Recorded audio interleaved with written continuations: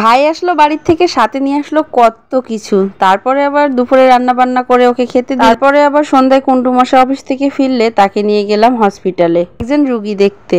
নমস্কার সবাইকে, চলে আসলাম আরো একটা নতুন ব্লগ ভিডিও নিয়ে। ভাইয়ের কাছে মা দেখো কত কিছু গুছিয়ে পাঠিয়ে দিয়েছে।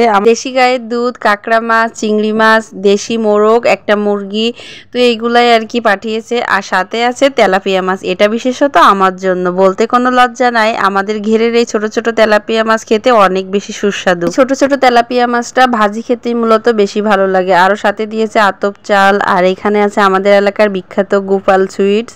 তো এই মিষ্টিটা এত টেস্টি।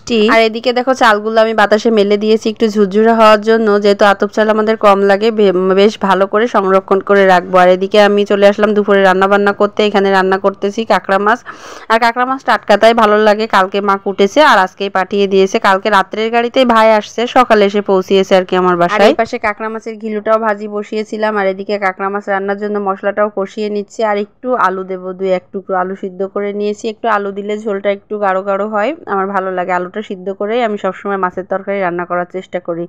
তো একটু বেশি করে আলু সিদ্ধ করে নিয়েছি, 2 রকম মাছের ঝোল করব। এদিকে দেখো কাঁকড়া মাছের ঝোল রান্না আমার কমপ্লিট। কাঁকড়া মাছটা দেখতে যেমন হয়েছে, খেতেও টেস্টি হয়েছিল। আর ঢাকার শহরে যেসব কাঁকড়া মাছ পাওয়া যায় সেটা হচ্ছে ওই যে সমুদ্রের কাঁকড়া না কি বলে, ওটাতে আমার কেমন গন্ধ লাগে, আমি কখনো কিনে খাই না। আর আমাদের ওই দক্ষিণ অঞ্চলের কাঁকড়ার টেস্টই আলাদা। আর এদিকে ভাই তো কাঁকড়া মাছ খুব একটা খেতে চায় না, এই জন্য ওর জন্য একটু রুই মাছ ঝোল করলাম। আর তারপরে আমি ঝটপট চলে আসলাম স্নান পূজা করতে। আর আদার আবার স্কুল আছে, স্কুল থেকে আনতে যেতে হবে, এই জন্য ভাই মিষ্টি নিয়ে আসছে। আর আমাদের গাছের কয়েকটা জামরুল হয়েছিল, সেটাও নিয়ে আসছে।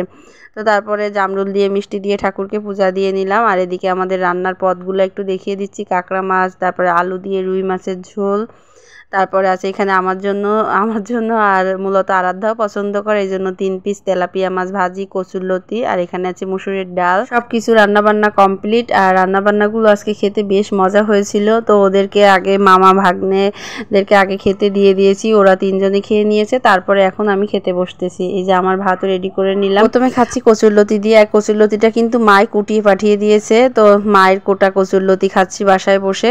তারপরে এই যে খাওয়া দাওয়া শেষ করে, এটা হচ্ছে সন্ধ্যার দিক দিয়ে আমাদের কুন্ডু মশাই অফিস থেকে আসলে সে আর বাসার উপরে ওঠেনি, নিচ থেকেই বললো যে নিচে নেমে আসতে। আগে থেকে ফোন দিয়ে রাখছিল, আমরা রেডি হয়ে নিচে নেমে আসছি। তারপরে এই যে আমি, যশ আর আরাধ্যার বাবা 3 জনে বেরিয়েছি। আর আরাধ্যা বাসায় আছে, পড়ালেখা করতেছে, এই জন্য আর ওকে আনিনি।